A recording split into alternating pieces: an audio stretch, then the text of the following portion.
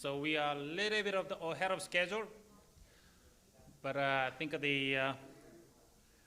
uh, so we may get you out of here a little bit early, but I think let's get the ball rolling again.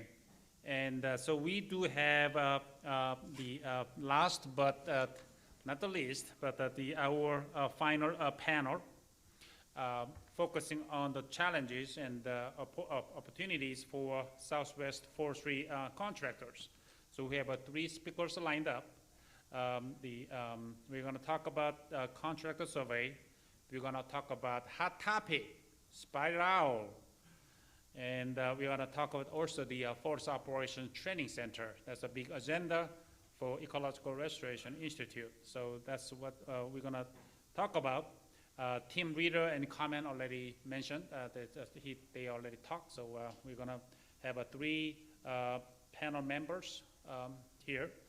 And now I am very pleased to introduce our first speaker, my team, my colleague, Damon Vaughan. He is a research associate with the Ecological Restoration Institute. He joined ERI May last year, and he's been a big star. He's been already grown up to the big star, and he's been a really pivotal member at the ERI. He's actually the program coordinator for our Surrey wood utilization team. He's the one really coordinate everything, communicate with everybody. So probably you got a lot of emails from him. So that's what he's been doing. So he's a really key person for our Surrey wood utilization team.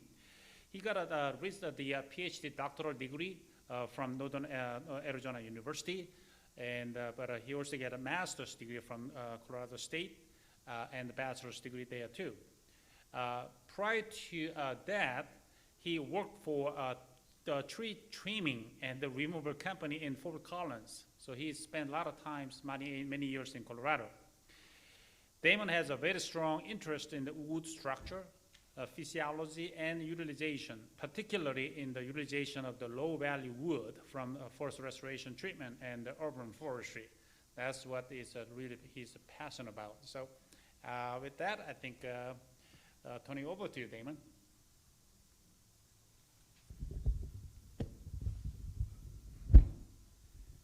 All right, thanks, Han. Good morning, everyone. I'm going to talk about a project that I was involved in, have been involved in over the last year and a half or so, doing a survey of harvesting, mastication, and logging contractors. And really, one of the main motivations for it was getting prepared for the Forest Operations Training Program that Rich is going to talk about in 2 presentations. I'll try not to steal too much of his thunder. I do have a presentation prepared, and I'll pull it up right now.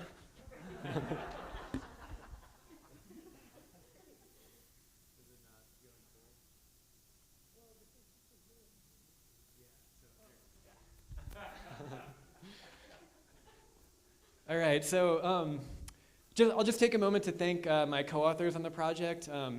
You can see our names on the bottom. Kat Edgley of the School of Forestry is a kind of a human dimension, social scientist kind of perspective on this, and it was super helpful because I don't have a lot of that background. So a lot of the survey elements she really helped out with. And then, of course, Han-Sup Han, who you all know, had kind of the idea for the project and the conception of it, and so definitely have a lot of gratitude for those folks for helping out. So there's a brief outline of what I'll talk about today. I'm going to start with some introductory material. And here is kind of a broad overview. There's been a lot of survey literature of the logging industry over the years, and it's really predominantly focused in the East and not so much in the West. But there's a recent review paper from 2018 that I have in the bottom there, and they identified some major trends over the last several decades. Among them were a kind of overall reduction in employment at pretty striking numbers from like 160,000 or so in the 1950s down to about 50,000 today. And a big driver for that is increasing mechanization throughout much of the country. So even though number of employment has gone down, productivity has in general gone up. Another thing that comes up in a lot of the literature is an aging workforce, where a lot of the contractors, owners of contracting businesses have kind of aged in place and not been replaced by a younger generation. And then finally, this has come up a number of times throughout this seminar, but there's a general need for more machine operators and more truckers, increased capacity in the workforce to get the work done. Now, all of the stuff, the papers that have been cited in this review, most of them, as I highlighted here, are from the east. You can see Georgia, the Northeast, Lake States, very few from the west. The only one that was mentioned was from the west was at the bottom there, and nothing was from the southwest. So this did a good job describing the country as a whole, but the southwest was kind of left out. So that's, of course, what we're all interested in here today. So as I mentioned, there's little existing survey literature from the industry in the Southwest. The only two papers that I was aware of are one that I worked on with Kurt Mackes from about 2014, and then one from New Mexico, from the New Mexico Forest and Watershed Restoration Institute from about a decade ago. But as most of us are aware, in the Southwest, we've seen a general shift toward logging as a service. More restoration-based and less of a high-value extractive industry. And that comes along with there being a focus on small diameter, low-value timber, predominantly from public lands. And that leads to a lot of challenging economics, leads to a lack of markets and long haul distances, which makes it difficult to make a lot of these projects work out, as we're all pretty familiar with. One more thing to note is that the industry in the Southwest, especially as compared to the rest of the country, is heavily reliant on chainsaw falling, as opposed to more mechanized means, which are generally more productive and also considerably safer for the operator. So a little bit more about the workforce concerns, because that was kind of at the meat of the survey that I'll talk about. This paper was specific to the forest products trucking industry, but they identified a shortage of log and chip truck drivers that's expected to get worse in coming years. This was more general to the forest industry as a whole and nationwide, but they identified recruiting and maintaining workers to be a significant concern. And then to give an example specific to the Southwest, in 2017, the forestry was successful in thinning 12,450 acres with an employment workforce at the time of 87.1 full-time equivalent loggers and truckers. I'm not counting sawmill workers in that number, but loggers and truckers. So to ramp up to that proposed goal of 50,000 acres per year, and assuming a linear expansion, that would require 360 full-time equivalents just in the forestry area. So not including Colorado, New Mexico, but just the 4 national forests of northern Arizona. So huge expansion of the workforce would be needed to meet these goals. And so with that in mind, the ERI's had a lot of kind of momentum lately behind the Forest Operations Training Program, which Rich will be talking about, as I mentioned before, pretty soon here. But just in brief, super high level, the idea is to train loggers, truckers, and specialized maintenance technicians.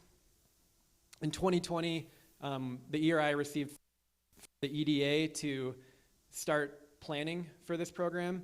And then I believe, and Rich can correct me if I'm wrong, but I believe the goal is to start operating in 2023.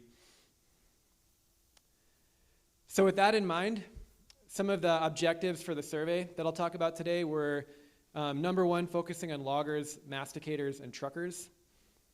And the idea was to prepare for the Forest Operations Training Program by talking to the folks that would be hiring graduates of this program and seeing what their needs are.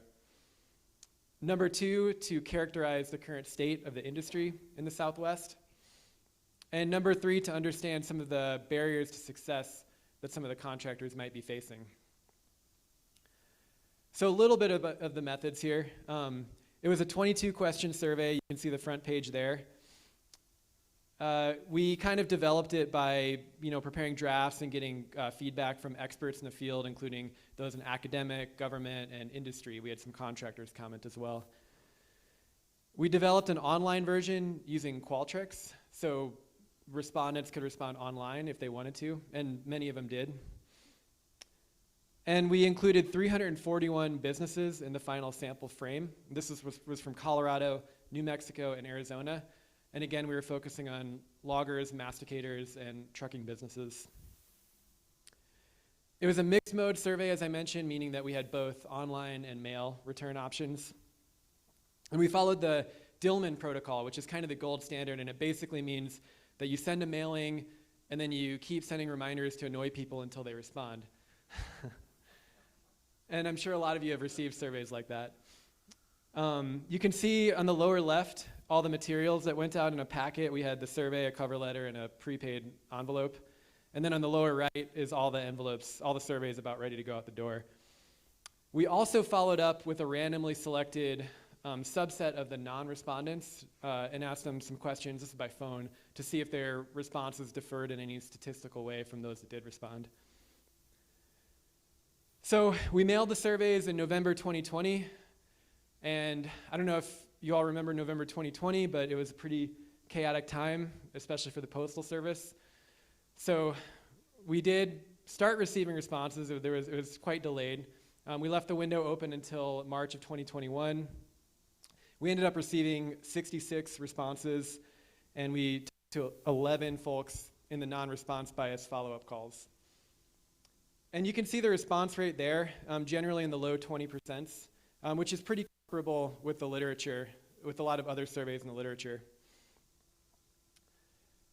All right, getting into some of the results. Here you can see the focus of work by the contractors. And you don't need to look at all of these different colors, but the main thing I wanted to emphasize here was that, number one, it was heavily skewed towards loggers that responded. And number two, the businesses generally engage in a lot of different types of work rather than being specialized in one. So you can see in yellow the number of businesses that had 100% focus on one type, and that was only 10 for logging, 5 for trucking, and 6 for masticators. In general, they did a lot of different kinds of jobs, and they even engaged in kind of wildly different things like construction, landscaping, erosion control, and so on. And a big part of that is just keeping their crews employed and maintaining revenue year-round in an industry that could otherwise be seasonal. Here you can see the business size. So predominantly, the respondents were small businesses with under 100K invested into their business and anywhere from 0 to 4 employees, not including the owner. But we did have some that were quite large. You can see a lot of them were over 1.5 million invested, and some of them had 15 or more employees. So we really had a good spread as far as the size of these businesses. Here you can see owner ages and employee ages.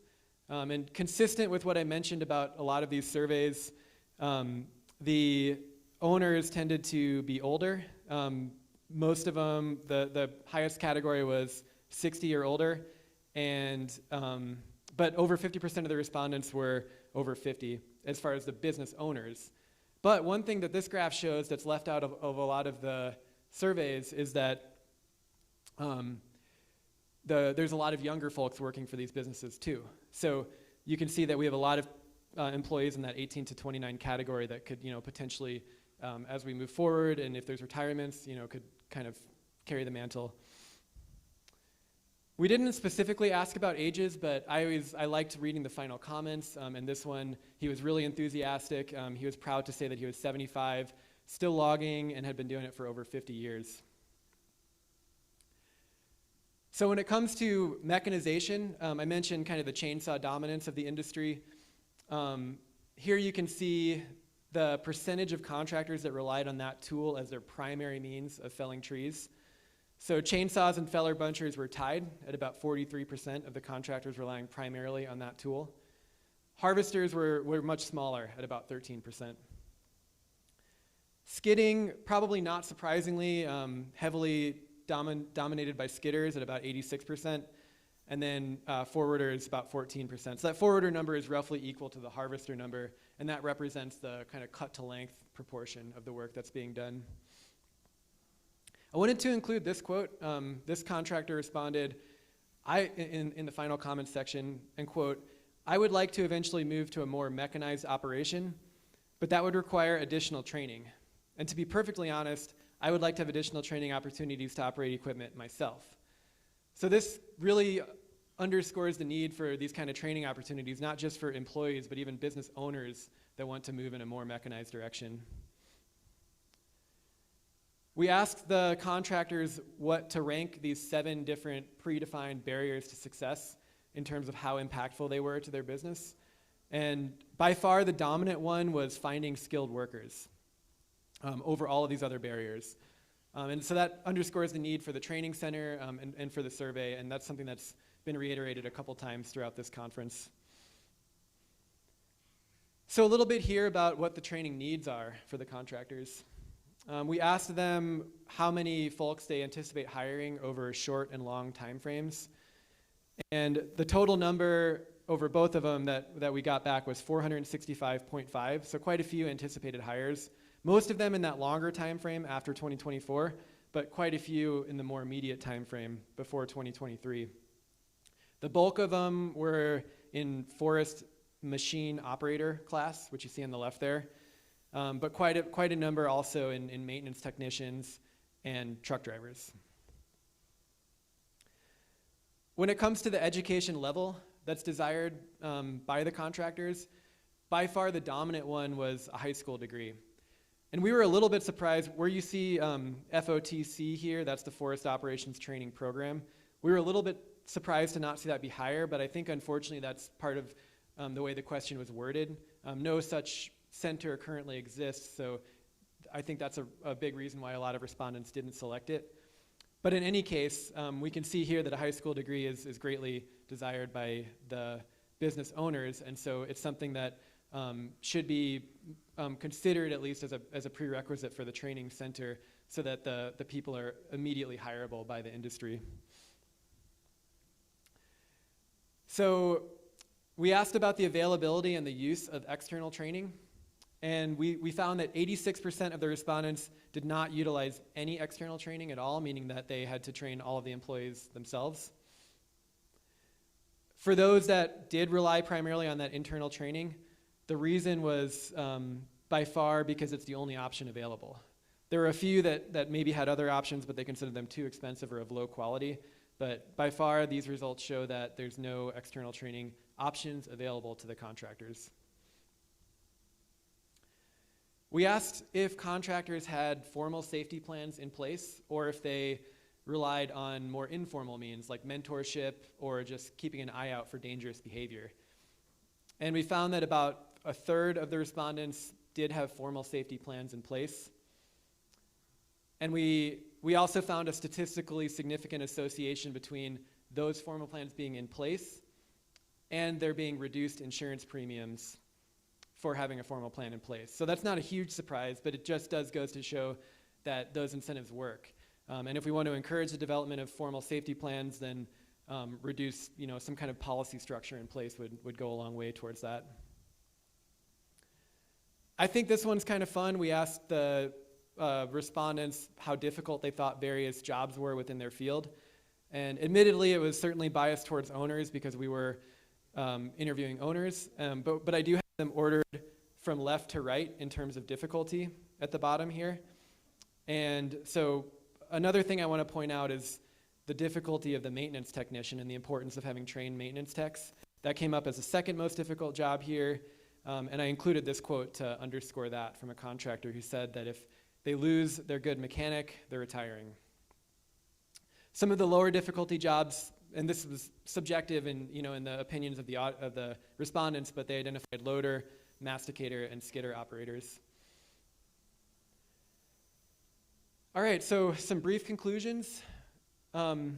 Talk a little bit about what role the training program could play in the Southwest based on results of the survey.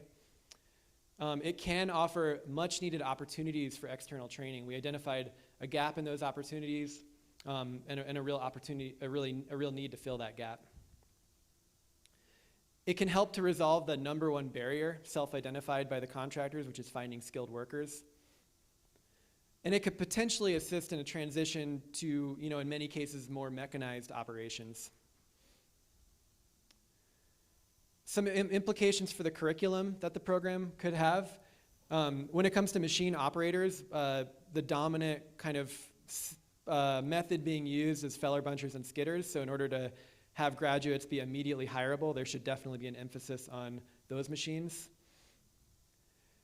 A specialized maintenance program is greatly needed, and graduates of that would probably find themselves pretty well employed. And there's a need for CDL and truck driver training program as well. And that's something that could be accomplished with a partnership with a community college or something along those lines. And that's it for my presentation. I'll turn it back over to Han, and then I can answer questions later. Great. Thank you, Damon. Yeah, it's a great study that Damon did, and so it really helped us understand the current status of the forest industry in the Southwest. I hope you can remember a lot of information because the third speaker for this panel, Rich Edwards, he's going to picking up a lot of stuff from what just Damon says to explain about the Forest Operation Training Center, what he's trying to develop. Okay, so we are now moving to the next presentation.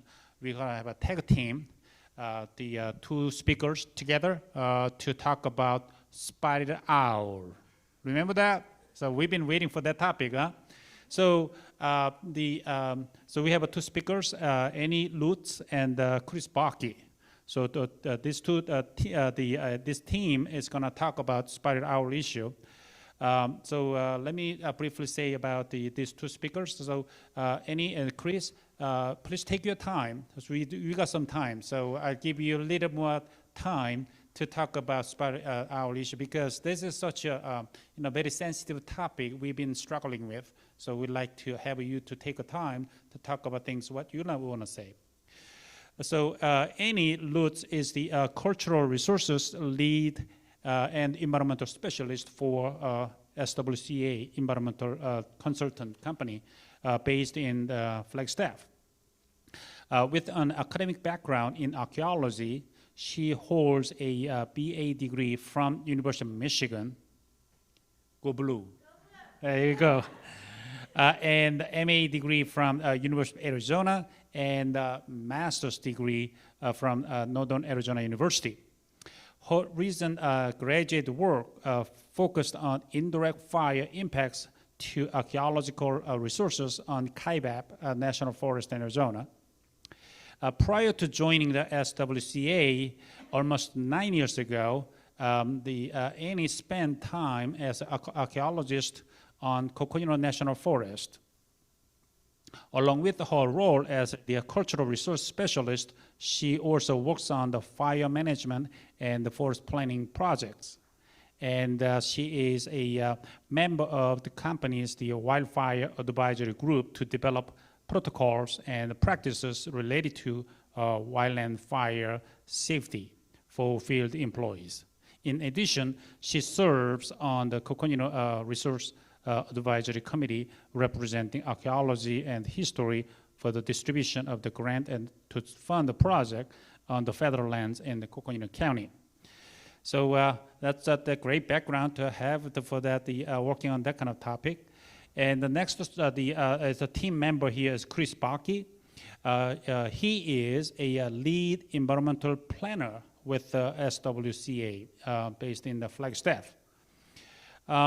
Chris has a BA degree in the landscape architecture, and he's been working on 12 years of experience as an environmental planner with focus on wildfire planning and scenic resources. Chris has a very diverse skill sets and works directly with local, state, and federal partners throughout the Intermountain West on the wide range of public and private land resource impacts associated with the large-scale projects. Prior to becoming an environmental planner, Chris was a firefighter and he brings this experience and knowledge to the developing a wildfire planning project associated with community wildfire protection plans and wildfire management plans, as well as evaluating a proposed project associated with wildfire. And his spare time is doing climbing and mountain biking and running, all the good stuff in the Flagstaff area. Please welcome Annie and Chris. And feel free to, I did not introduce very well. I want to thank you, SWCA, for generous financial support for this seminar. So please feel free to come make us some, introduce more, talk about a little more company.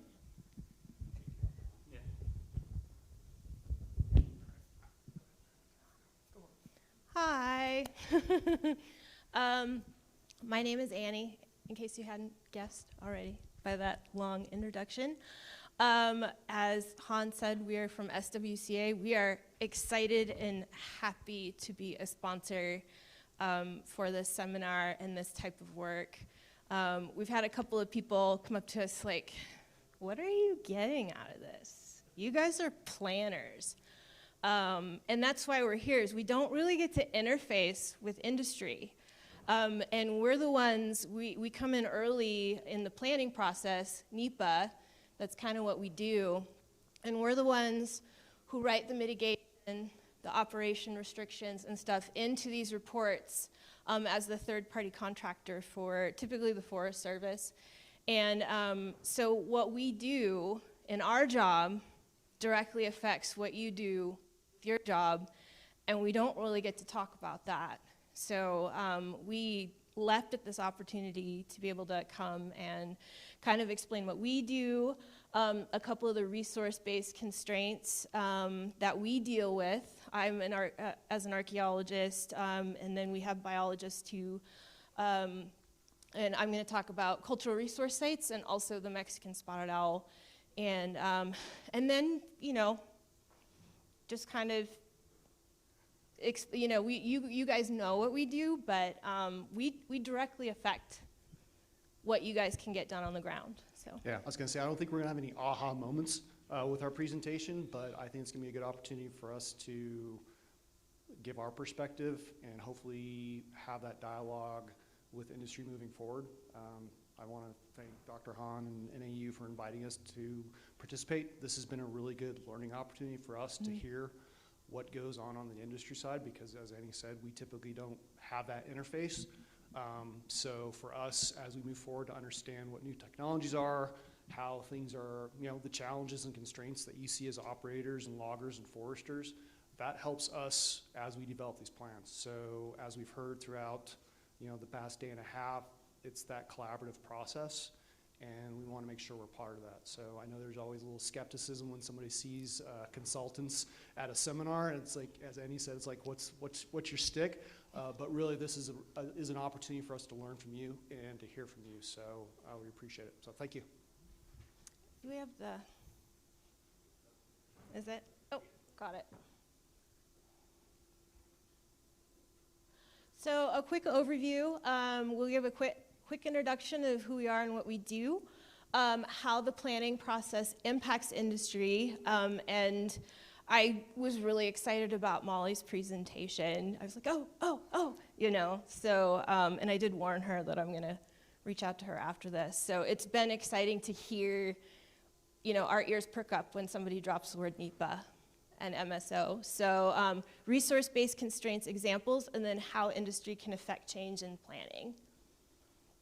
So we are a nationwide environmental consulting firm, although I would like to add we got started in Flagstaff. So we are at the mothership back in northern Arizona. We provide a variety of services that help clients meet project goals in the context of environmental resources and regulations. We're really driving sustainability. We are doing climate change services and disaster resilience. So, 10 years ago, our thing was, it still is NEPA, but we're really branching out to try to stay at the forefront in terms of how our environment's changing. And so we do a lot of our work in compliance, permitting, and planning. And a lot of that is NEPA. And the National Environmental Policy Act, it's the process by which agencies are required to determine if their proposed actions, so if their decision, has a significant environmental effect and consider the reasonably foreseeable environmental and related social and economic effects of their proposed actions. So it considers how proposed action, or that federal decision as we call it, affects the natural environment as well as the human environment. And we want to drive home the human environment, which includes social and economic. And resources that may be affected are analyzed, impacts are assessed, and mitigation measures are identified. And so those types of resource-based constraints, and we are resource specialists, we're the ones who write those into the specialist report that goes to support the EA or the EIS that ultimately gets put into your agreement with the land management agencies in terms of essentially restrictions and where you can go and can't go and when. And I wanted to highlight that NEPA is about disclosure. We have, we understand that NEPA can really tie things up. It's changed a lot. It tends to change depending on who occupies the White House, whether or not it goes quickly or, we are constantly, it feels like a ping pong table right now with, do we have to do that? Do we not have to do that? What does our document need to include? It's really about disclosure. It's about holding agencies accountable for what their decisions are going to do. It's not stopping stuff, although it can get hung up, admittedly, for a while in terms of, litigation or decisions being challenged. But NEPA is really about disclosure. And I want to add to that. I think Nate Anderson yesterday kind of really summarized it pretty well in a statement he made. And this directly applies to what we do and all the processes and research that all of the students and grad students and everyone's doing across the board is de-risking that investment with good analysis. And that analysis piece falls back on us to make sure we're doing proper analysis so that risk to the industry isn't as great. So that's where that collaborative piece comes in, where we're making sure we need to implement this research that we've heard over the past day and a half is being utilized. And we'll go into that in a little further detail when it comes to how to comment on the process, but I just want to make sure we noted that. Yeah. So the Mexican spotted owl. I love this photo because to me it looks like a company headshot. So the Mexican spotted owl, the MSO, Brent actually introduced this yesterday in his keynote. And MSO, the tiny, tiny little bird, has caused a lot of complex issues, I guess, with a lot of our forest thinning and fuels reductions and timber sales. As many of you know, it's a threatened species in both the U.S. and Mexico. In 2004, the U.S. Fish and Wildlife Service identified 8.6 million acres of critical habitat in just 4 states.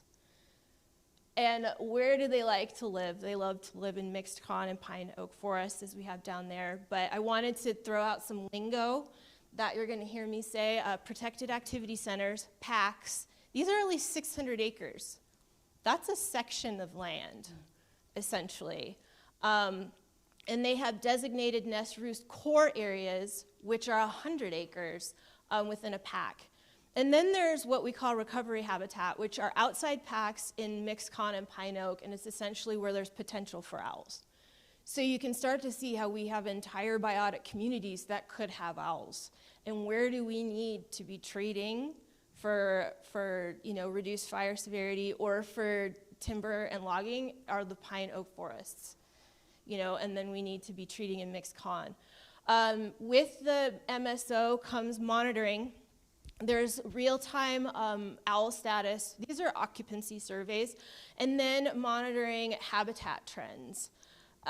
So this is where timing restrictions come in. And many of you are familiar with timing restrictions. It is this March 1st to August 31st, where most of the time you've probably experienced you can't operate. You can't drive your haul trucks. You know, I would like to point out I had a great conversation but at the break but recreationalists can still rip up and down those roads in their ATVs, and that's fair. The timing restrictions, they don't really necessarily close the roads.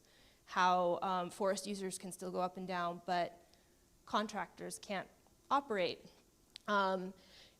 Technically, the goal is to do occupancy surveys to determine if breeding owls are present in a pack. Because the 2012 Mexican owl recovery plan that the U.S. Fish and Wildlife Service put out, if there is no breeding owl present or the breeding is not going to occur, technically treatment should be able to happen in those packs. But what ends up happening is there's a disclaimer that if those surveys are not completed, occupancy is assumed. So then March 1st to August 31st, you know, that's when the timing restrictions kick in. So what we've been seeing, and me as a former Forest Service employee, and is that the Forest Service is struggling with the capacity to get these occupancy surveys done. And so when it comes time to do the survey, the 1 or 2 biologists, if you're lucky to have 2 biologists, at least my experience in Arizona, have time to do those surveys, you know, but a lot of times they're strapped and they don't have the time to do all these occupancy surveys. We were lucky enough on the Coconino National Forest when I was there that we had a wildlife crew. We had seasonals that would go out and call for owls, but not every forest has that. So it falls on the staff, which are already overtaxed. They're already got so much on their plate, so then they have to assume that owls are present, and it essentially can lock out a project. And also from my previous conversations with folks in other organizations, that sometimes they don't really know where the pack is. And I had one instance where I was talking with somebody at TNC, this was a couple years ago, and they were doing a project around Flagstaff, and the Forest Service was like, wait, the pack's actually here, and cut off their road, and they had to stop mid-project because they couldn't drive the road. Also, where the pack, the buffer is put, could cut certain sections of a road off.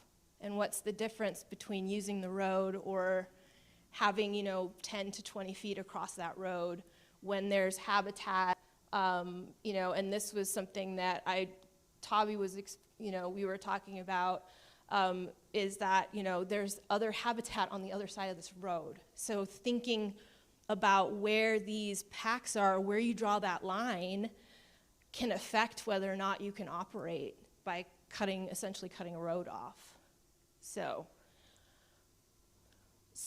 what we have, our activities and packs are often also deferred to preserve the high density stands, which then later burn at higher intensity and severity. And this phrase comes from our conversations with Mark Brell at the National Forest Foundation. He's with us in Flagstaff. And he's like, we are doing avoidance for the sake of preservation. And so thinking about the fact that when you don't operate in these packs at all, 600 acres, that is a huge land area to not be able to do anything in, both for timing restrictions, but also just thinking that, hey, these high density stands are better for owls, but then fire enters the landscape, and that's an uncharacteristic wildfire that's not what desired conditions would call for. And so you heard about the injunction yesterday. I think Brent brought it up. So in October 2020, there was a joint stipulation after the dismissal of the lawsuit, the injunction. The injunction happened in September 2019, and it was dismissed as part of the dismissal of the lawsuit in October 2020. So it just happened. And, Brent was talking about how small company, it came to a screeching halt.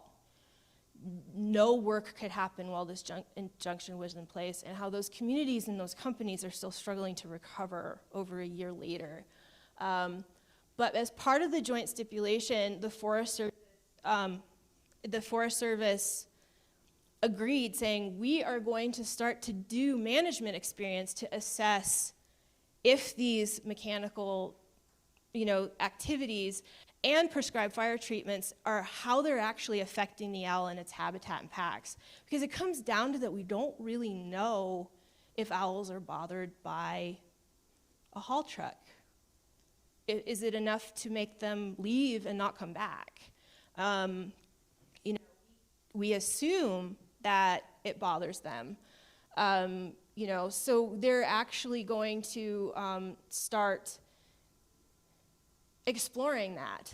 And because it really comes down to short-term effects of mechanical equipment. If they fly away or if they don't end up not breeding because of the mechanical equipment happening in a pack, versus long-term permanent impacts when their habitat's completely wiped out. And I wanted to plug Gavin Jones at the Rocky Mountain Research Station. He's here in Albuquerque. He and his team have been researching the California spotted owl and looking at these very things and whether or not, what is the quote-unquote lesser of the two evils? Short-term impacts from mechanical equipment, or when their habitat's completely wiped out. They do try to come back. His research that he and his team are doing is really fascinating. And they're finding that completely wiping out habitat because we haven't treated in there is obviously more detrimental, to the species than necessarily noise from a timber sale or from thinning treatments. And so one of the projects I wanted to bring up, because our point of bringing up MSO is that things are happening to figure this out. It may be some years out, but we are starting to see these experimental case studies in Mexican spotted owl packs to really start to assess noise and mechanical disturbance. And one of those is the forestry MSO pack project. And it includes over 1,000 acres of mechanical harvest within 2 known packs. This is happening north of Flagstaff. And its goals are to assess long-term impacts of mechanical activities on owl populations. And while the conception of this project predates the litigation and mediation and the joint stipulation that came out last year in October 2020, harvesting just started at the beginning of October, so last month. So I bring this up because things are changing, and this is what we need. Instead of excluding 600 acres, we need to be able to go in there and thin that, because ultimately what all of us here in this room, whether you're a timber company or you're wood utilization and biomass at the end, we're all part of the same process. We as planners come in early. We're working on behalf of the agency, but we're all in the same process.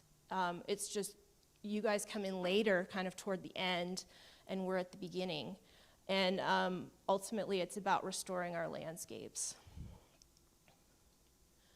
I also, as a subject near and dear to my heart, want to talk about arc sites. And if you work in Region 3, you've probably seen white paint on trees, and you're told to stay out of it. Those tend to be cultural resource sites, avoidance areas, and it's another example of avoidance for the sake of preservation. And with my conversation with Mark Brell, I realized that we treat packs the same way we treat arc sites. We draw a big avoidance boundary around it and tell everyone to stay out. The difference with arc sites is that they're not as big, usually. They're not 600 acres. They can be 5 to 10 acres. So archaeological sites are generally excluded from activities with mechanical equipment because we are worried that the cultural features and stuff like that could be disturbed and permanently destroyed by mechanical equipment. And it creates pockets of dense tree stands equals high fuel loads. And this is a shot from my thesis work. And this is the Eagle Rock fire that erupted off of Sitgraves Mountain in 2010. And this is the monitoring trends burn severity data. That's the reds and greens and yellows that you see underneath these hatch lines. Those hatch lines are timber sales. And as you can see, when the Eagle Rock fire swept through, the pockets of high severity correspond almost directly with timber sale boundaries, which I thought was fascinating. But you can see in the timber sale boundaries, there are pockets of red and yellow. Those are archaeological sites. I overlaid the arc site boundaries with all of this data, and they correspond directly to archaeological sites. So all of the sites that we marked for avoidance, and they didn't go in the timber sale, essentially were torched during the Eagle Rock fire. So it's kind of, and this is a shot from my thesis, can you spot where they didn't thin before the fire? It's remarkable, isn't it? Yeah, it's that big of a demarcation. This is all within the fire boundary, and it's within that the timber sale polygon that you saw on the previous slide. And what do we do? Avoidance is easier. It's not that we don't, and we don't actually, to some extent, know what mechanical equipment can do. We are doing more work with agri-axes in arc sites with NRCS in Arizona. Rolling over the top of something isn't going to destroy it because we've recorded the surface. We understand what's going on. It's what's buried underneath. What is going to affect buried deposits? It's going to be high severity fire that sits and essentially bakes the sites and the potential for C14. And that's what I looked at with my thesis research. So we avoid because it's easier. We don't have to consult with the State Historic Preservation Office. We just tell them to stay out of it. There's not going to be an effect. But there really is an effect once a fire sweeps through. And I have to say that I didn't think this far ahead. And that essentially we should be analyzing if we stay out of it. And because the damage that I saw was pretty great in the Eagle Rock fire. But forests like the Kaibab National Forest are thinning in sites. We're recognizing the need to get in there and thin, because that's what's going to protect the resource. Not keeping a logging company out, but actually going in strategically and thoughtfully and removing trees. It's kind of a win-win if we just go through those extra steps. And one example of this is the Elk Springs Restoration Project on the Kaibab. Now, this was 10 years ago. And this tends to be a forest-specific thing, like which forest that will, restore. And a lot of times it has to be a pick and choose just because of time. These 5 acres, so this site was 5 acres. It was a spring, but it was also a prehistoric site. It was a Kohanina site, which is the prehistoric culture we have around sick graves in Kendrick Peak all the way up to the Aubrey Cliffs. They were initially identified for avoidance in 1998. They were painted, and everyone was told to stay out. But what happened after the Eagle Rock fire, because the Eagle Rock fire burned at the perimeter of this spring site, is that the Kaibab National Forest, Neil Weintraub, who's now retired, but he was my mentor both in fire archaeology and with my thesis work, they were critical for restoration efforts. So a Kaibab National Forest archaeologist worked with the logging contractor. The Kaibab also brought in tribal youth from the Navajo and the Hopi to work on spring restoration, using it as an opportunity because springs are sacred. And they monitored a rubber-tired feller buncher in an arc site boundary and successfully treated the site. And it has burned. It did burn within the last 5 years, and it was fine. So I'm a huge fan of thinning in arc sites. I am definitely I'm hoping to see that trend change. But what we wanted to do with the Mexican spotted owl example and the archaeological site example these are 2 areas that we write into our reports again that directly affect where you guys can operate. We're the ones that essentially help the agency identify, stay out during this time or don't go in here. And so there are things that are changing that hopefully you'll see less of that in the future because ultimately these are part of our landscape, and to restore the landscape, we need to restore the whole landscape. So, switching gears a little bit, that's why I'm standing up here. I just wasn't on candy, I guess. Yeah. So, the flip side of this, so we heard a little bit from Molly, and I want to acknowledge Molly's work with her, I want to make sure I get this right, the BMP monitoring team, the work that she's doing in Colorado. She's doing what we want to try and spur everyone in here to do, and everyone that's not available to attend in person, is to really engage in the process and make your voice heard. When we start talking about that analysis phase and good analysis, your input in the process is huge. It's often that we don't hear from industry folks on how the decisions that are made through the planning process, through the NEPA process, impacts you on the ground. So I just want to touch a little bit on why we go through this process and make sure that you're aware as the public, really, on how you engage in the process, and make sure that if you do provide comment through the comment process, through scoping, that it's structured to where the agency will recognize it and it just doesn't get written off as a non-substantive comment. So this is going to be a little bit of a peek behind the curtain just to give a little guidance, maybe a little refresher for some folks. But We're going to give you a cheat sheet on how to make us exactly. pay attention when we read your comment. So there are several ways you as the public, I'm going to use this kind of as general, I'm going to say public and I'm going to say industry.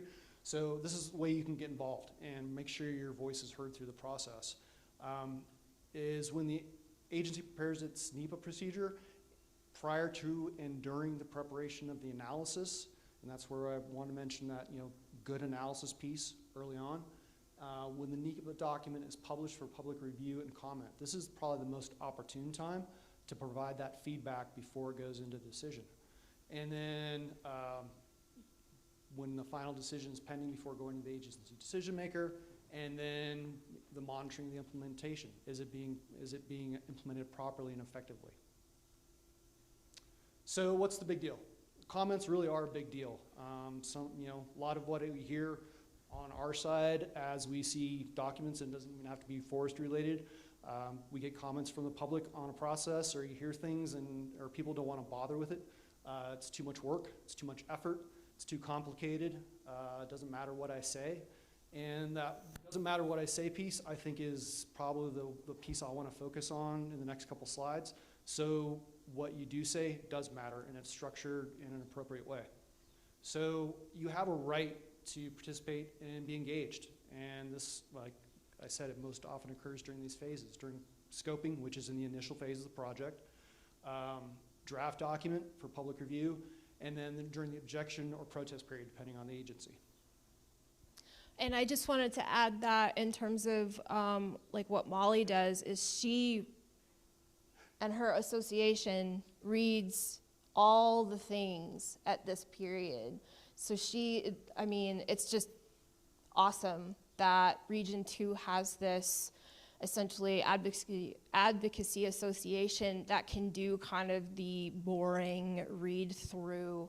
When we do have companies, industries in Arizona that do the same thing, it's not as organized because our association's not really, it's kind of defunct right now, so we don't have that voice for industry in Arizona.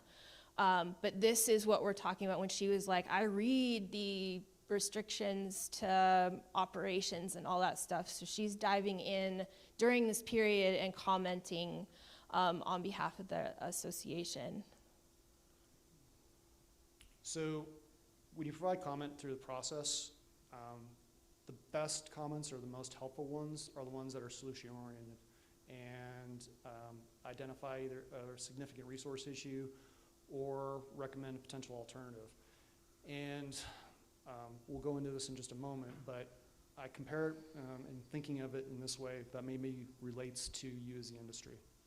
So there's a stipulation that's written into the document that says X acres or X tonnage or X percent of product needs to be removed as part of your project. If you say, well, I can't do that, or it's not it's gonna affect my bottom line and leave it at that, that's where that non-substantive comment kind of starts to play in. But when you can start to correlate it to data, and you can see, and you can tie it to that economic impact of your business, and say, if I have to move 70% of the product off the land, that isn't gonna be productive for me, you need to be able to show that data. And that's where a lot of this research that we've heard over the past couple of days is gonna come in handy, so you can help substantiate why that ask or that stipulation of removing X percent of product that isn't gonna be beneficial to you is an economic burden, essentially. Yeah, so essentially changing that kind of emotional, like, this is my paycheck on the line. I can't pay my people if you want me to take that percent off of the biomass off of a site, and I can't do something with it there, versus this is not economically feasible to remove this percentage of biomass out of this site, and here's why. So, and then that it goes from your comment in the administrative record being, yep, recognized, versus, gosh, how are we going to address it? So it's all in the way you phrase it and provide justification that these land management agencies have to address your comment. Because when they don't, you know, and we're the ones that comb through those comments, if there's not and we do something, what we call comment resolution, we don't need to resolve a comment that's like, I don't like this project, or the not in my backyard. We just like, your comment is noted. But when it's like something that how they're gonna be impacted, including industry, how like this is not feasible because you are requiring, you know, the value of what I'm removing isn't high enough to justify moving the biomass off or something like that. It's just changing it to give more information and reasoning why suddenly Chris and I can't just check a box and say we recognize your comment. We have to say, hey, Forest Service, hey, BLM, this comment, how are you going to address it? So I think we've kind of summarized this already, but they're least helpful when they simply express an opinion. It needs to have some teeth to it. It has to have a meaning why. Beyond the scope of the project or legal authority, you know, the example, we need to get those trees out of there, it's my paycheck on the line. While it's recorded and noted, it does not help the federal agency or us as third-party contractors as developing the document to go, well, that's great, but we need to have something else that substantiates that. Yeah, because we can easily say this is out of scope. It's not the agency's, you know, your paycheck is not, you know, the agency's problem, but when you tie it back to something. When you tie it back because economically feasible, and you start to get into like, oh, it's not necessarily viable. So there's that difference. So here's some examples. I'm not going to read every one of these to you, but you can get a feel for what a non-substantive comment looks like and how these would be categorized as we go through the comment process and lumped in a bucket of thank you, comments noted, versus we've read some doozies too in our line of work. Versus something like this where you start to identify and categorize the because part, the and why. Why does it matter? And I think that maybe as you think about this, that's the way to carry it forward is why, the because and why. So the NEPA document does not properly analyze forestry because X, Y, Z. And to have that because element there and something that substantiates it is going to have more traction in the comment resolution process. So how to check yourself, if it does not identify a violation, an error in logic, a substantiated statement, missing information, etc., it's not considered substantive. Well, and just to, you know, you guys are the experts in this. You do the work, you know your bottom line, you know what's feasible, you know what your capacity is, you know, and the agency needs that input. They need that input from the experts to understand how their decision, whether or not it is to implement this timber sale or these restrictions, is gonna, this pack is gonna cross this road, how it's identified, and that's the one road into your project area. So then March 1st to August 31st, you can't operate, and then there's also a stipulation that you can only operate in dry conditions, so when it rains in September and October, you can also be not on those roads. And then it snows, and they want to do pile burns, and when, like Molly said, there can be overlaps to where your operating window is a month. And in Arizona, it can be here and there. It might be a few months collectively, but it may be a week, a week here, 2 weeks here, and then it becomes how many times you need to mobilize, so your operating window shrinks with all those overlapping restrictions.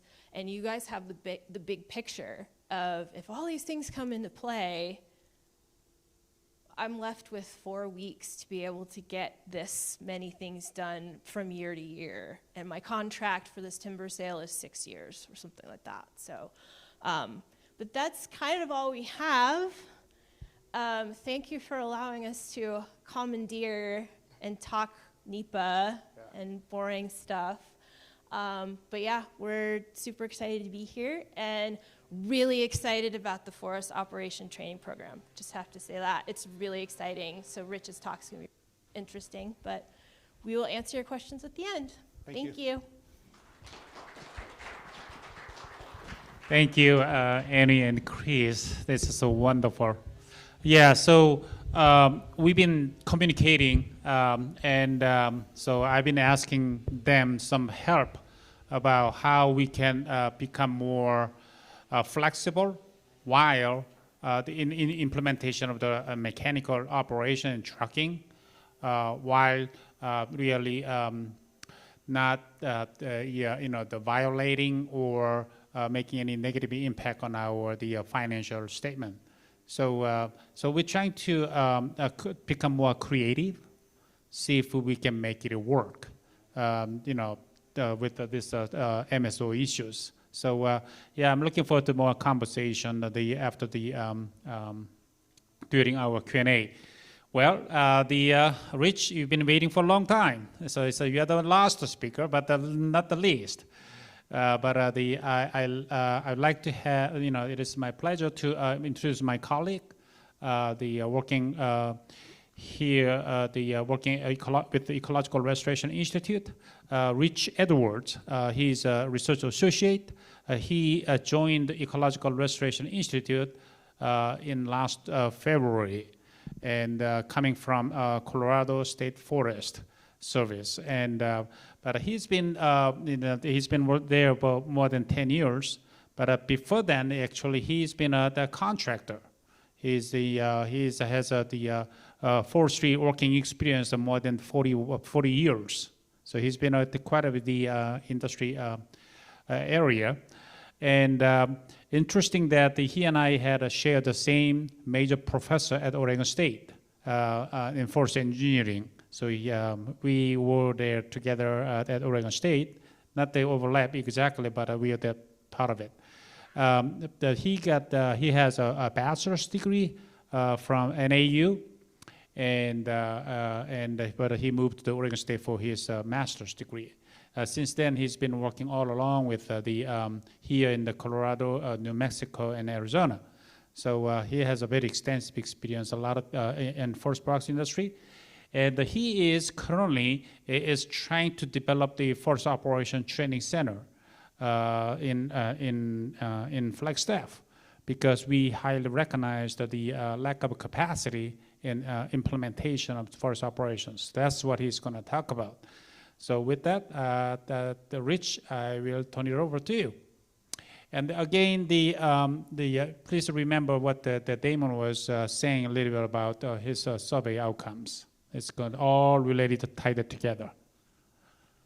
Rich. Great. Thanks, Han. And by the way, Han, as Yoda said, always said, there is no try, there's only do. or no do. So we're not going to try to do a program. We're going to do it. Yes. All right, this is great. I love being up here because I get to take my mask off. These masks are, can't wait till we don't have to wear them anymore. But anyway, so, thanks for the introduction, Han. And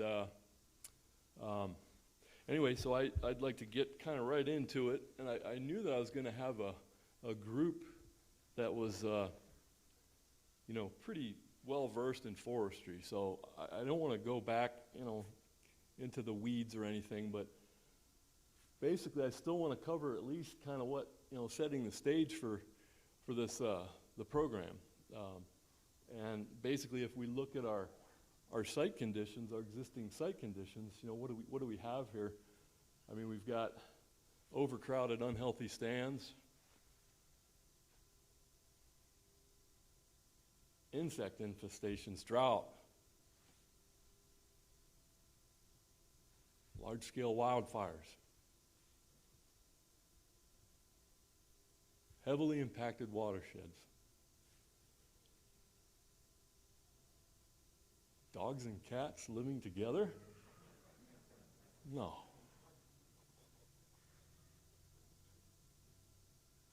We need solutions. So what solution did we come up with? Well, I mean, I got to meet Han, and Han was already had it in progress, basically. So this has been going on now with forestry here. You know, basically what we have is, the solution is forest restorations and fuels treatments, basically. So we've got these overcrowded, overstock stands. And what we want to have is our desired future condition, basically, is the restored stands.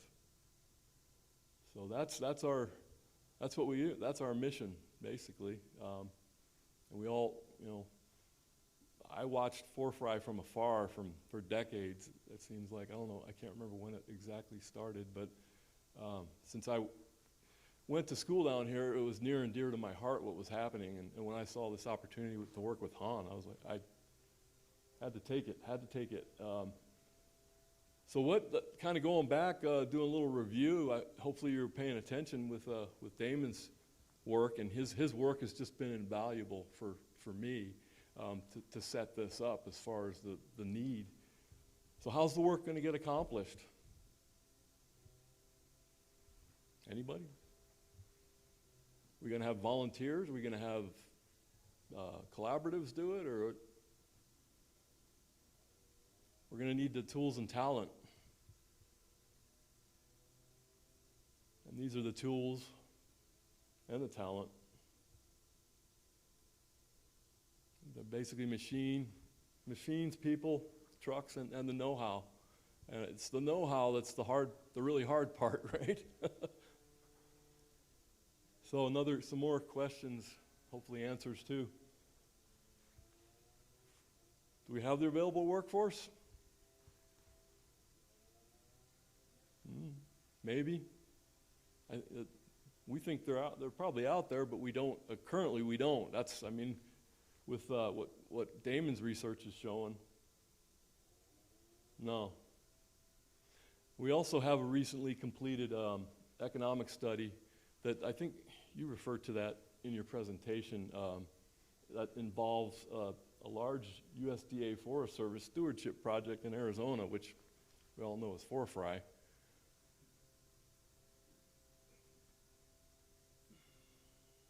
So what are the barriers to success here with the workforce issues that we have? So I'm just going to kind of reiterate Damon's study. That's why I'm saying his study was just key to identifying this need, you know, this need for, and everybody knows it. It goes across all work, all types of work. You know, forestry is not special, but we are really seeing a need for some type of a program that trains folks, and that's exactly what this shows is. You know, half of the respondents identified finding skilled workers as the #1 barrier to success. And I know we've got some folks back there with Miller Timber, and that's exactly what I've heard them say over the last couple months being involved with this project. So again, reviewing Damon's stuff here, the work that he did, and this is why, the reason why we really need to look at some type of a training program for different types, basically career paths in forestry and logging, fuels treatments. So basically it's basically why are we, this is the reason why relying on internal training that the existing contractors, because we don't have any options. There's no options out there. So this, I know everybody's not familiar with forestry, so I wanted to make sure that I covered this, because I know there's a lot of folks in the room that do know a lot about forestry. But I wanted to make sure everyone knows what the project is. And this is basically, here's a good map put out by Arizona Commerce Authority, pretty much identifying all the 4 forests, which is the Kaibab, the Coconino, the Tonto, and the Apache sickreeves. Each one of those color-coded. And it's a huge landscape. It's just amazing. It's amazing. It's basically from the north part, from the Grand Canyon all the way to the southeastern parts of the White Mountains. So it's just a huge landscape. It's the biggest stewardship project in the U.S. Period. Again, from the Grand Canyon to all the way over to New Mexico. And so the overall goal is to plan and implement these restoration treatments and fuel treatments mostly in the Ponderosa Pine Forest along the Mogollon Rim. Approximately 2.4 million acres has been identified of the 8.3 million acre total footprint of all those 4 national forests. The original goal was to treat 50,000 acres a year. And again, this is kind of setting up some stuff here, and that was supposed to be over 20 years in the original RFP. So what has happened? This is from a study done in the fiscal year 2017 in the forestry project. And basically showing, again, this is kind of a review of some of the stuff that Damon went over. But in that year, 2017, just over 12,000 acres were treated.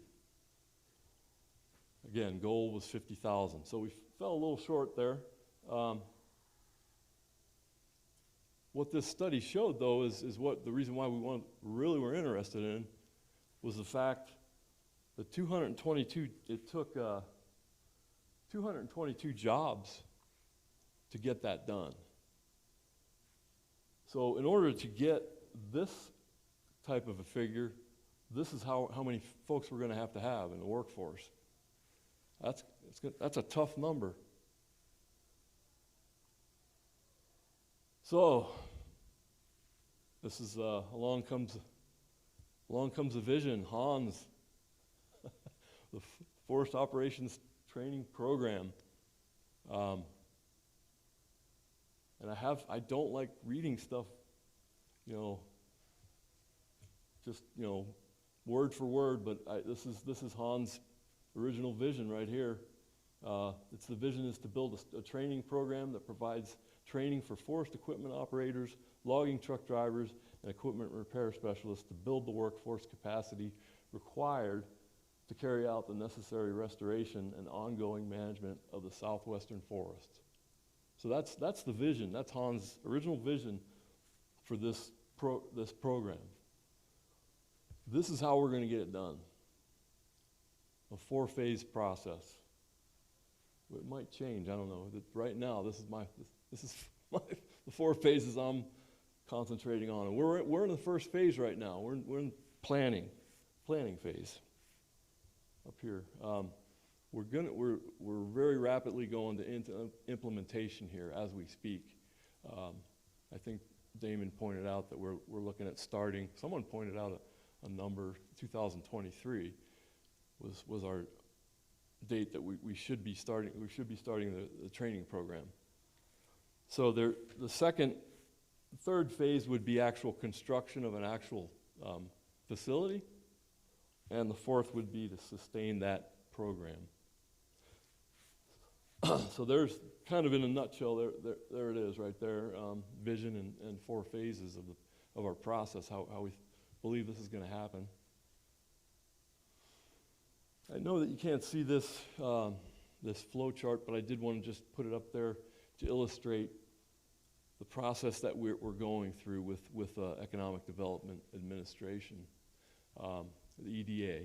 This is a new player to me. I've dealt with a lot of federal grants and state grants over the years, but this is a new ball game for me. But anyway, this is a regional workforce training system flow chart, and what it identifies is it identifies up at the top here as NAU is our system lead entity. So we're leading this effort. However, there's no way we're going to do it without partners. So we have 4 sectoral partnerships identified within this flow chart. And so like I said, I don't expect you to read this, but what we have here, we've got forest industry, and I'm putting afterwards here the kind of the associated backbone organization will be Coconino County, and also in the government sectoral partnership, same thing, Coconino County. We just have, it's not the same person, it's 2 different people here. And they're just basically going to help us lead that partnership. And then we've got the community-based organization partnership, and that's going to be Northern Arizona Council of Governments, which I've just been to the second meeting with them, so I'm just getting to know those folks. But it's a good bunch of people. And then we've got the 4th one here, partnership. Got to have a strong partnership in education. And these aren't in any specific priority order or anything. They're all, to me, we got to have all of them. So they're all equal.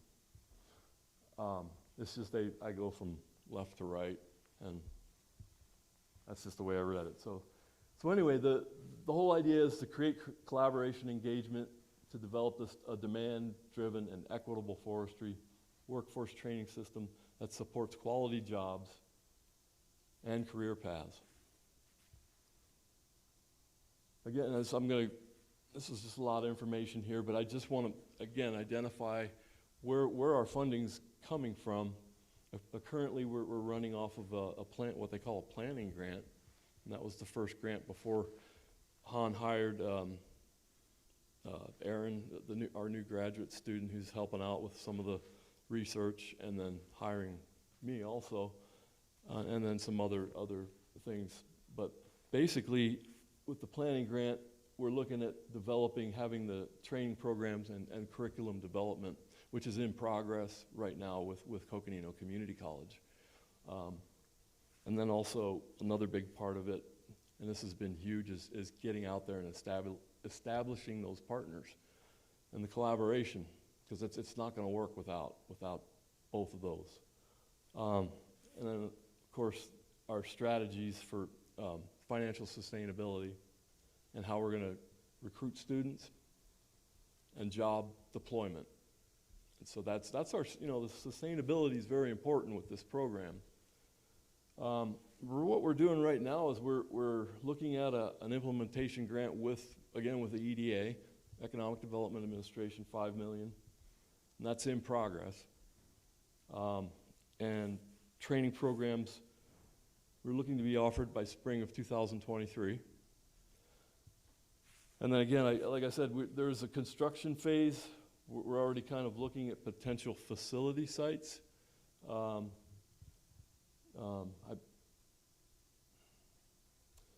do have to point out that we're currently talking with, New Life Forest Products, they have graciously are going to allow us to use like 3 to 5 acres. We haven't identified the exact footprint yet, but for temporary purposes, they're going to allow us to set up our training program, temporarily until we get a full construction, until we get into the construction phase. So we really have to thank New Life for that, for stepping up to the plate for that for us, for the program, because they definitely recognize the need if they're going to ramp up to their capacity.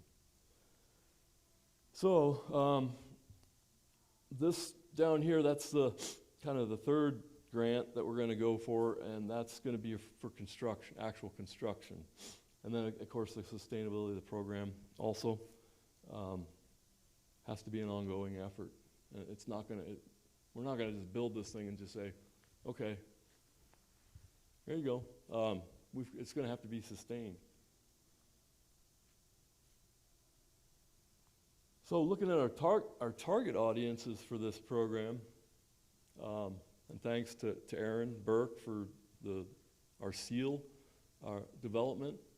She put this together. And anyway, so it's we do have a seal. And so what are our target audiences?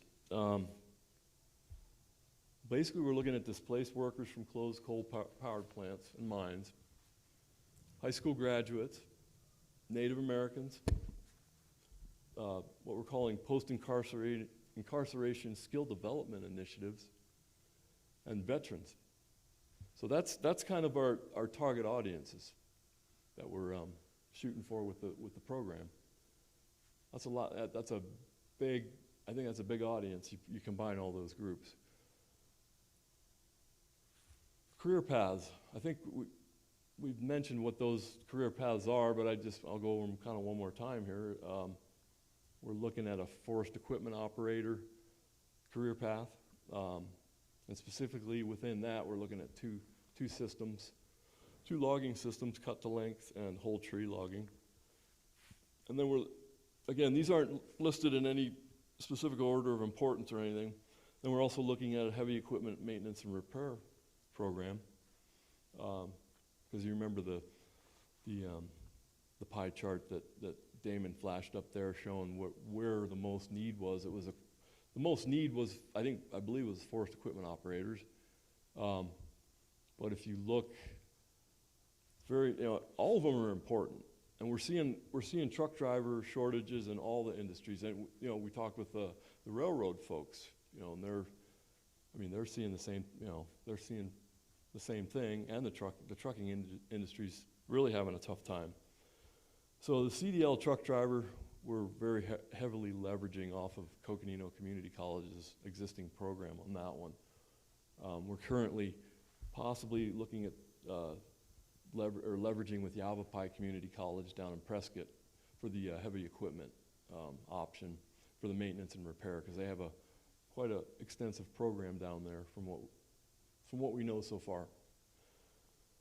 So looking at key partners for the training program.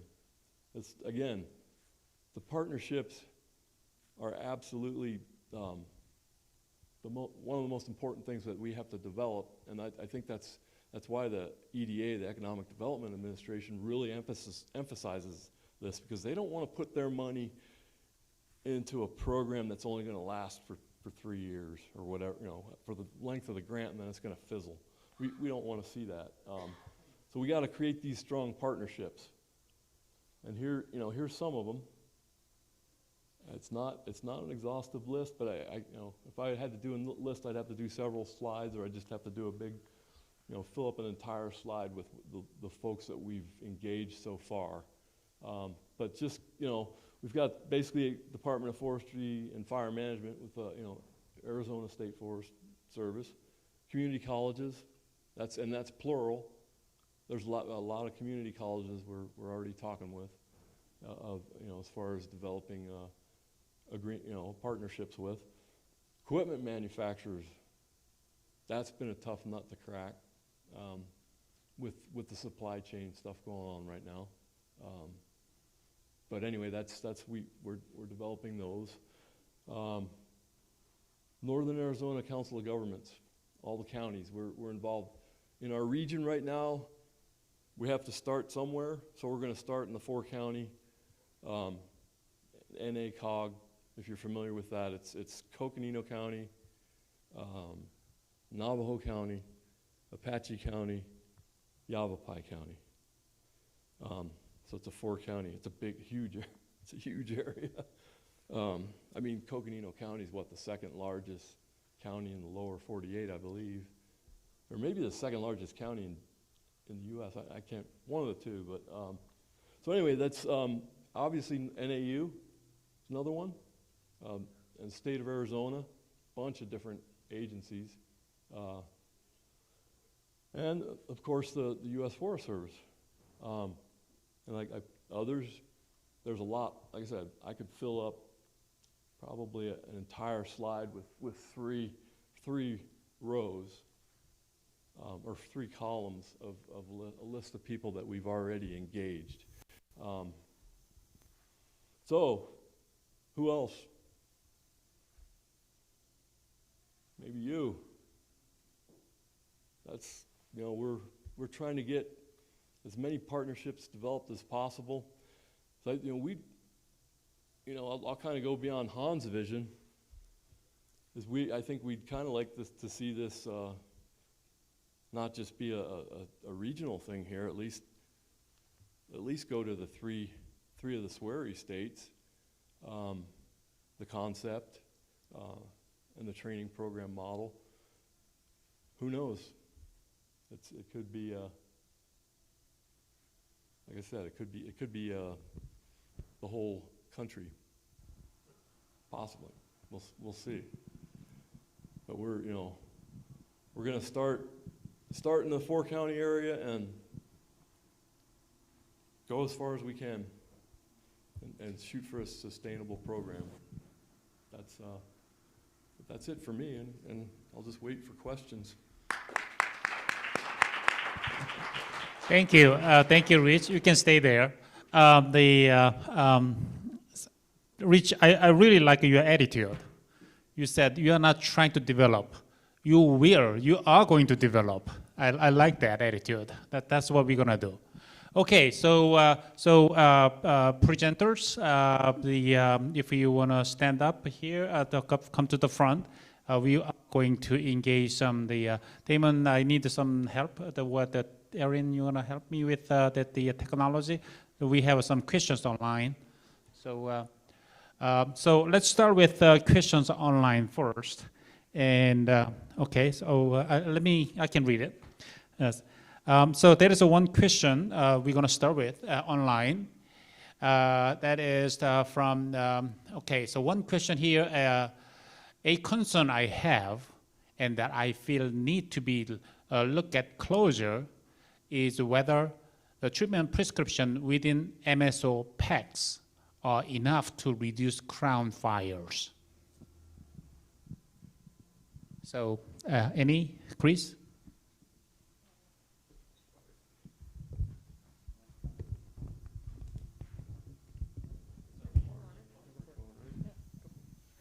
So, full disclosure, I am an archaeologist. No, that's a great question, and I think as we treat more in packs and stuff, and I'm not an expert, but just from my understanding as a planner and my now obsession with MSO, is that we need to figure those things out. Because of course the owl lives in mixed con and pine oak forests, and those treatments are different. What's healthy on the landscape is different in those different communities.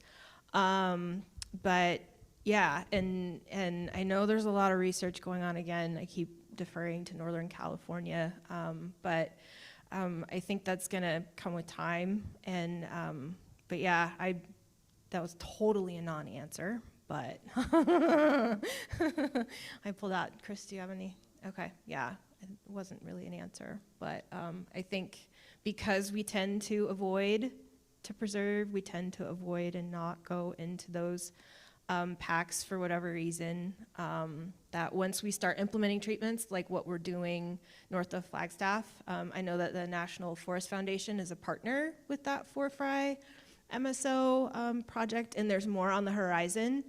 The joint stipulation document that was released after the judge's approval has some of those identified.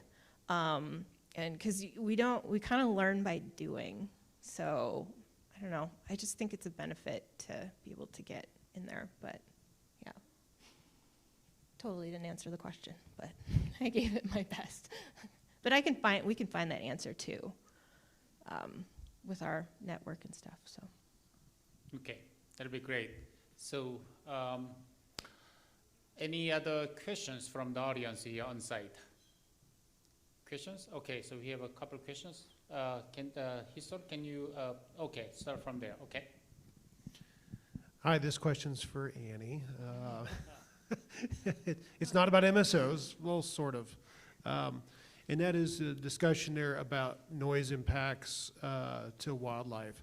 And I had heard, and maybe Dr. Hahn can address this as well, not all trucks make the same amount of noise, muffled Jake brakes versus unmuffled Jake brakes, depending on what truck configurations they are. And same thing goes to equipment operating.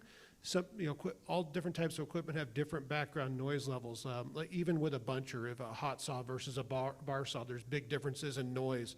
So in the planning process, I know we may not have good data yet, but the question for Han would be, is there being research work done on the noise levels, which could then be used to help implement directions in NEPA planning regarding specific types of equipment and or trucks and when they can operate and how close they could operate to, let's see, the activity center because the background noise is different, or maybe even logging systems based on the number of machines, different logging systems have more and others have less. So is that something that's being addressed in this process? Thank you.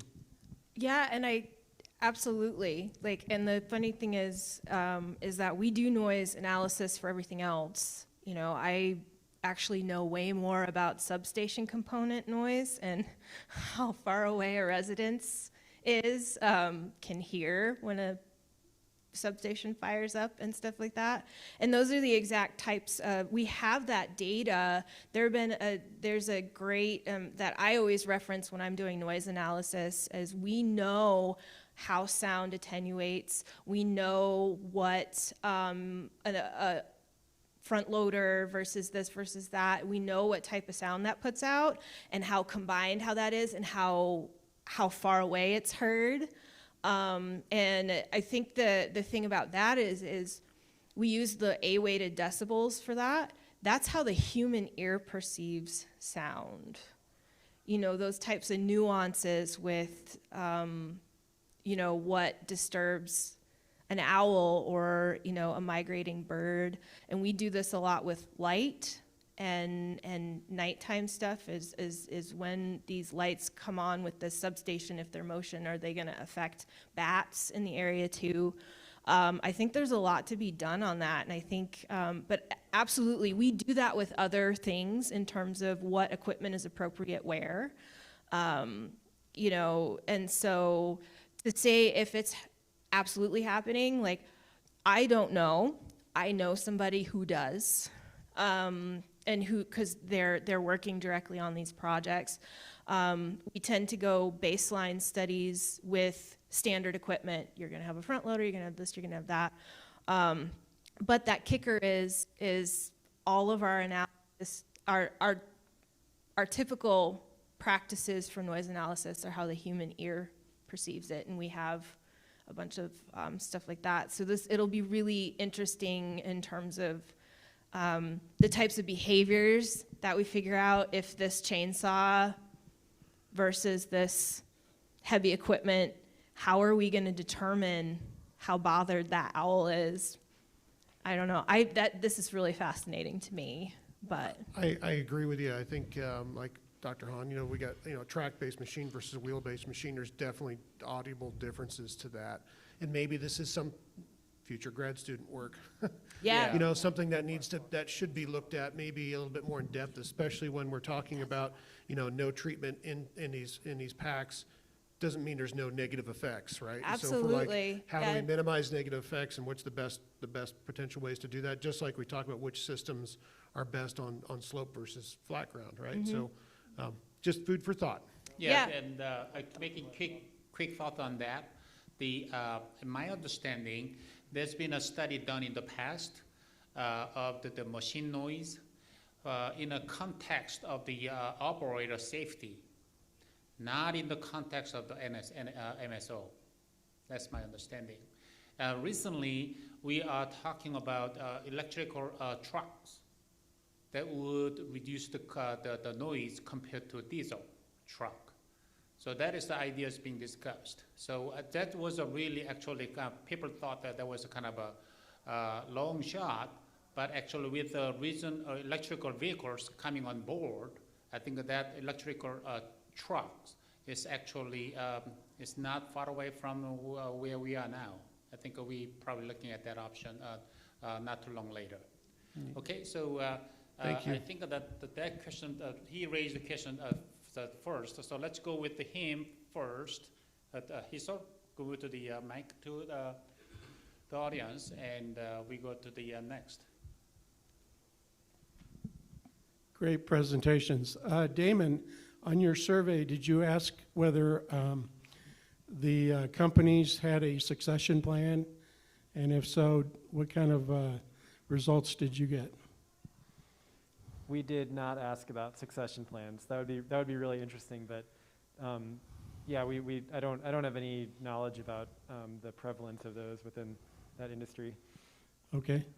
And then Rich, good job working with the Council of Governments. I was located at Northwest Council of Governments in Gallup for 8 years, so they're a key player.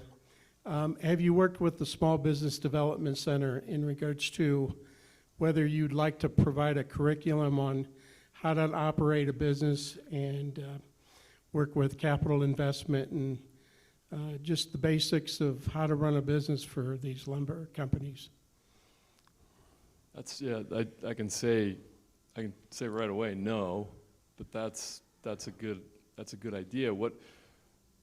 It kind of goes, I didn't get into too much detail obviously on this program, but what we have in store in our curriculum is all of the equipment operators and the maintenance and repair folks are going to be taking a core, what we're calling a core of 80 hours of training. And that within that core, there is some business management aspects to it.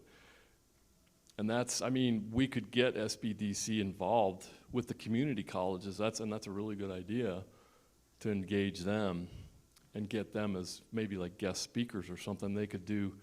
But I have it in the curriculum. There's, like I said, there's a business. I'll tell you the core curriculum it contains safety, business management, and forestry. Basically, that's you know, there's some subcategories in there, but those are the three main things it addresses.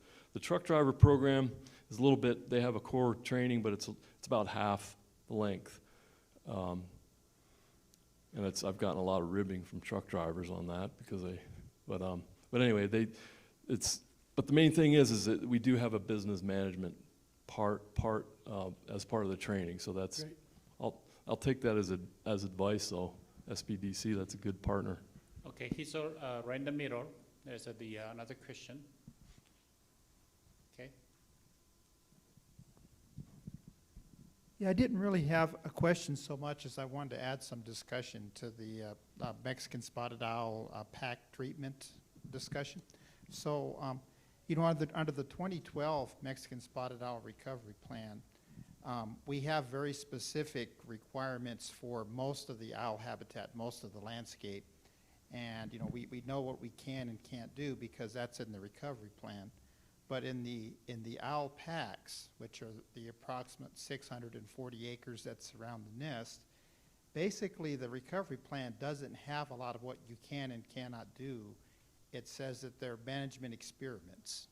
And so as such, every time we plan a project that involves an OWLPAC, and if we propose to do something within that PAC, that's a consultation process with the U.S. Fish and Wildlife Service.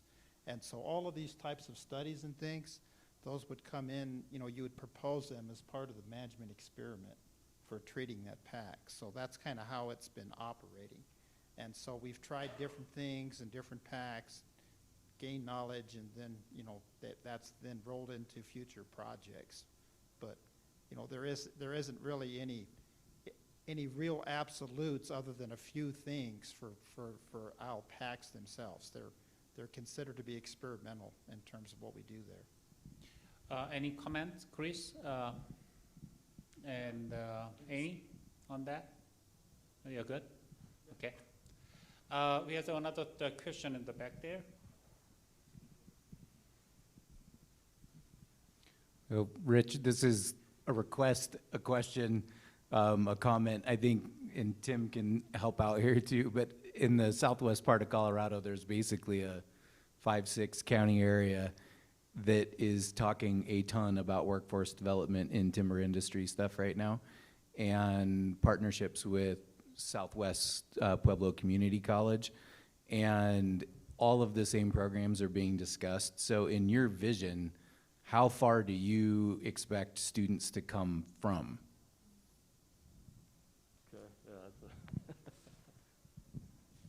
Okay, that's a good one, Andrew. And initially, one of the things I showed you, the flow chart for the regional workforce training system that we've set up. And basically, from what I understand, and a lot of this I'm learning. I've never dealt with this kind of stuff before, but I'm learning a lot. But that's basically what we're considering, what they're calling a work shed for now. But like I said, it have to start at some scale. And that's the smallest, you know, after interacting with Northern Arizona COG, you know, like I said, I've been to 2 meetings, and that's what, you know, we have to get their buy-in, number one. And so we got to start somewhere, and that's going to be our work shed. But that's not to say that we won't accept somebody from outside that, but that's what we're going to concentrate on right now to start with. No, that's fantastic. Thanks. And, you know, the best, it's rob and duplicate, right? So it's R&D. I'm going to get with Tim and we'll R&D, because I think there's an absolute need for what you're after, and the model you have already shown and demonstrated seems of incredible value.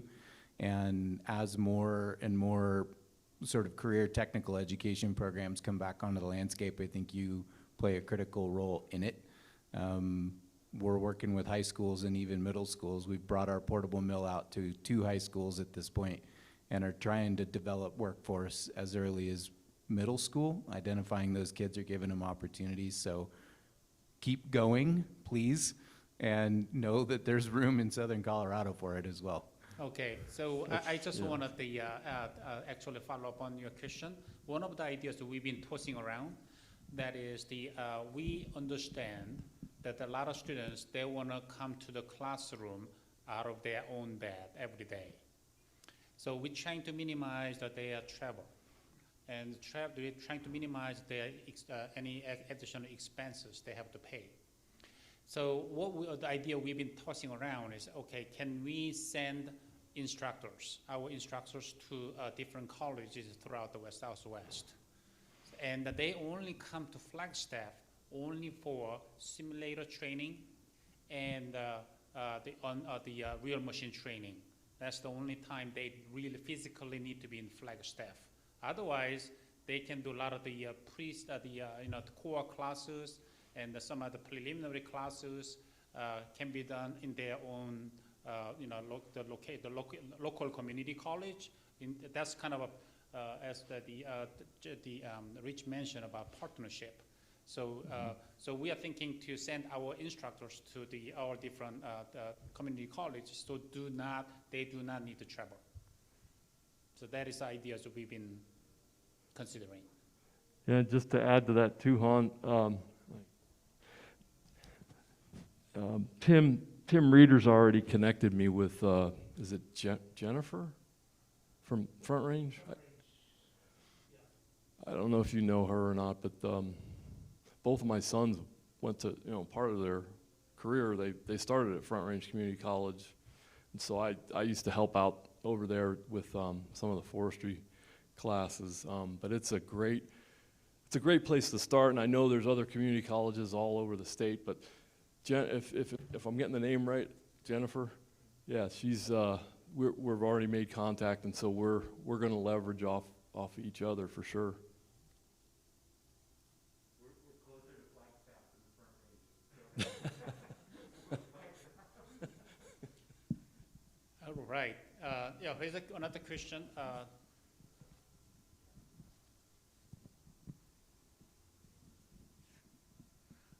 Question for Rich. You mentioned partners, so I'm going to propose a possible partnership. We still have the sawmill side. I think if we were to do a survey similar to what Damon's did, to identify what are the needs for the manufacturing community. And I don't know, Rich, when you were with us in Colorado, but if you ever had the opportunity, we have a wood manufacturing training center in Colorado Springs. This was established by a former, I don't know if he was a professor or just, he worked at OSU, ran the wood products testing lab, Dean Matson. And he could probably give a similar presentation that would mimic what you guys did, but in a wood manufacturing environment. Where am I getting the kids?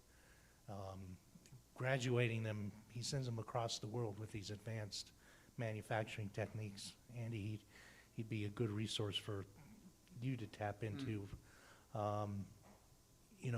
We discussed looking at incorporating with him some primary log breakdown curriculum, small dry kiln trainings. So if you haven't looked at it, the website's pretty content driven, but that's a pretty good model that they're doing similar to you guys in the secondary wood manufacturing construction trades. And might be a good complement with what you guys are establishing here to maybe take a look at what they're doing. Great. And yeah, that's my.